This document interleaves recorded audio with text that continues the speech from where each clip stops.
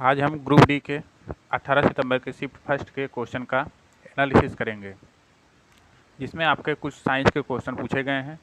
तो चलिए शुरुआत करते हैं। ये है आपका पहला क्वेश्चन। पहले क्वेश्चन में पूछा गया है टिंडल प्रभाव किसके कारण होता है। तो टिंडल प्रभाव प्रकीर्णन के कारण होता है। ये आपका सही आंसर हो जाएगा, जिसमें हम किसी टार्च से या कोलाइड कोई कोलाइड होता है, विलयन होता है, तो उससे जब प्रकाश जो है गुजरता है तो इसमें अपना एक मार्ग बना देता है। इसी को जो है क्या होता है, टिंडल प्रभाव कहते हैं। चलिए नेक्स्ट क्वेश्चन देखते हैं। नेक्स्ट क्वेश्चन पूछा गया है अवतल दर्पण में अगर वस्तु 4 मीटर पर रखी है जिसकी फोकस दूरी 2 मीटर है तो प्रतिबिंब कहाँ बनेगा। प्रतिबिंब सेंटर पर बनता है। तो चलिए इसको समझते हैं। जैसे ये आपका अवतल दर्पण है, ये आपका पोल हो गया, ये आपका फोकस हो गया, ये आपका सेंटर ऑफ कर्वेचर हो गया। तो क्वेश्चन में कहा है दर्पण से वस्तु 4 मीटर पर रखी गई है जिसकी फोकस दूरी 2 मीटर है। तो फोकस दूरी आपका जो है यहाँ से यहाँ के बीच 2 मीटर दिया है। तो सेंटर ऑफ कर्वेचर जो होता है हमारा फोकस का दुगना होता है। तो यहाँ तक जो है पूरी दूरी हो जाएगी 4 मीटर। इसका मतलब है जो वस्तु है यहाँ पे सेंटर पे रखी गई है, तो आपका जो प्रतिबिंब बनेगा वो भी सेंटर पे ही बनेगा। और यहाँ पे प्रतिबिंब जो है वास्तविक बनेगा और उल्टा बनेगा। ठीक, चलिए नेक्स्ट क्वेश्चन देखते हैं। विद्युत चुंबकीय प्रेरण किस, यहाँ पे शायद सिद्धांत था, इसे ही कुछ रिलेटेड क्वेश्चन था, तो शायद विद्युत चुंबकीय प्रेरण किस सिद्धांत पर कार्य करता है। तो ये आपका आंसर हो जाएगा फैराडे के नियम पर। नेक्स्ट क्वेश्चन आपका आवर्त सारणी में समूह 2 के तत्व को क्या कहा जाता है। जैसे हमारी आवर्त सारणी है, इसमें ग्रुप फर्स्ट हो गया जिसमें हाइड्रोजन आदि तत्व होते हैं। दूसरा जो ये है आपका ग्रुप, इसी को पूछा गया है। तो ये दूसरा तत्व जो है क्षारीय मृदा धातु कहलाती है। पहले को क्षारीय धातु कहते हैं, दूसरे को क्षारीय मृदा धातु कहते हैं। नेक्स्ट क्वेश्चन है अगर कोई तत्व किसी विलयन में ज़्यादा OH आयन देगा तो विलयन की प्रकृति कैसी होगी। जैसे कोई भी हम जो है मान लेते हैं X कोई तत्व है, अगर ये आपका विलयन है, इसमें OH आयन दे रहा है तो उसकी प्रकृति क्षारीय होगी और उसका pH जो होगा वो 7 से ज़्यादा होगा। क्योंकि हम जानते हैं कि 0 से 7 तक जो होता है एसिड होता है, 7 से 14 तक जो होता है वो बेस होता है। तो इसलिए जो है जो OH आयन देते हैं वो क्षारीय होते हैं। चलिए नेक्स्ट क्वेश्चन देखते हैं। कार्बन का काला और कठोर क्रिस्टलाइन अपर रूप कौन सा है।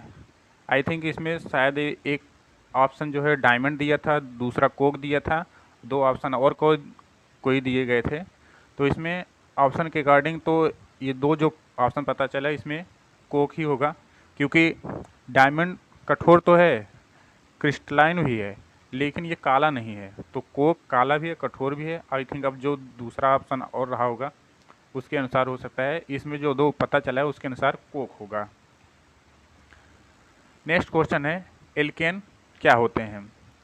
एल्केन आपके जो है संतृप्त हाइड्रोकार्बन होते हैं, क्योंकि इनके जो है कार्बन कार्बन के बीच एकल बंध पाया जाता है, जिसके कारण ये संतृप्त होते हैं। मतलब इनसे और हाइड्रोजन नहीं जुड़ सकते हैं, सभी हाइड्रोजन से जुड़े हुए हैं।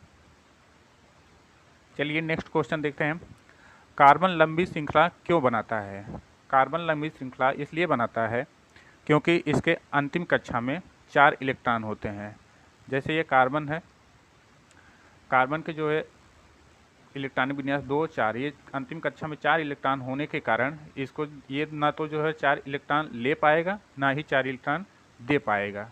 ये ना तो देता है ना तो लेता है। इसलिए ये जो बॉन्डिंग बनाता है ये शेयरिंग के माध्यम से बॉन्डिंग बनाता है। तो इसलिए इसकी श्रृंखलाएँ काफ़ी ज़्यादा होती हैं। नेक्स्ट क्वेश्चन दिया है, किसी तार का रेजिस्टेंस 8 ओम है जिसे खींचकर 8 गुना कर दिया गया है और क्षेत्रफल 10 मीटर है, तो प्रतिरोधकता क्या होगी।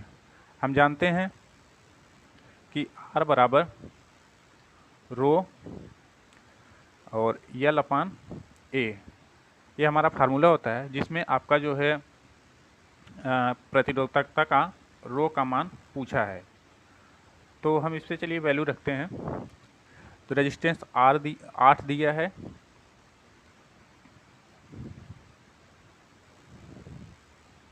और रो का मान जो है पूछा है, जिसमें लंबाई को जो है 8 गुना कर दिया गया है और क्षेत्रफल एरिया का मान जो है 10 दिया है।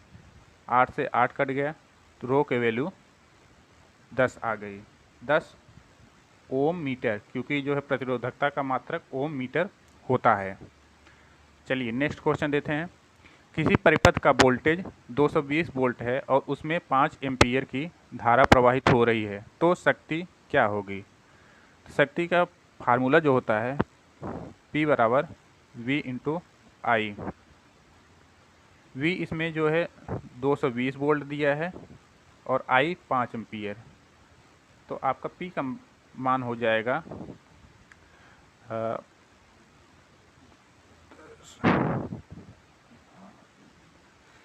1100। ये आपका जो है P का मान हो जाए। हो सकता है यहाँ पे डाटा जो है चेंज हो, हमने अपने अनुसार लिया क्योंकि डाटा जो है कोई कंफर्म बता नहीं पाया, तो इसी के अनुसार जो है क्वेश्चन शायद इसी के इसी के अनुसार था। चलिए नेक्स्ट क्वेश्चन देखते हैं। ऊर्जा का मुख्य स्रोत क्या है। ऊर्जा का मुख्य स्रोत ATP होता है। नेक्स्ट क्वेश्चन देखते हैं। अवायवीय श्वसन में खमीर जो यीस्ट होता है वो क्या बनाता है। चलिए इसके बारे में देखते हैं। जो हमारे खराब अनाज होते हैं, रोटन ग्रेन,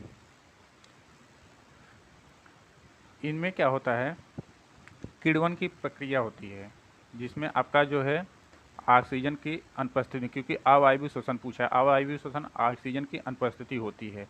इसमें जो यीस्ट होता है, यीस्ट की प्रेजेंट में ये CO2 प्लस C2H5OH मतलब एथेनॉल और प्लस एनर्जी बनाता है। आई थिंक इसी प्रकार का जो है क्वेश्चन था। अगर ये ऐसा ही क्वेश्चन था तो यही आपका आंसर हो जाएगा।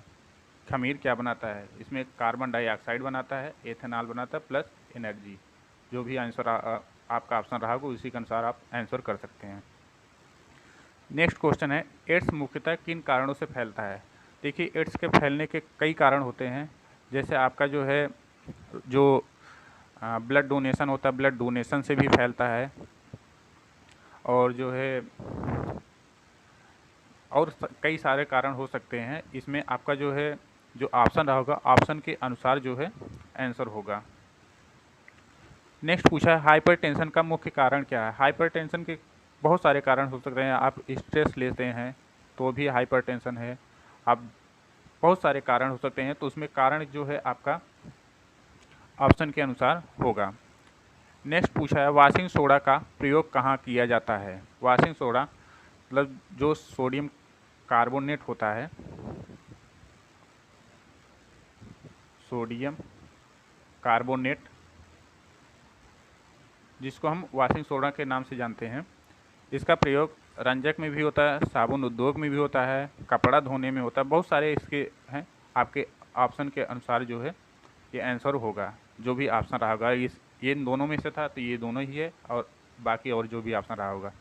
फिर पूछा है अगला क्वेश्चन में कि कैल्शियम ऑक्साइड पानी से अपक्रिया करके कौन सा उत्पाद बनाता है। देखिए कैल्शियम ऑक्साइड जब ये पानी से रिएक्शन करता है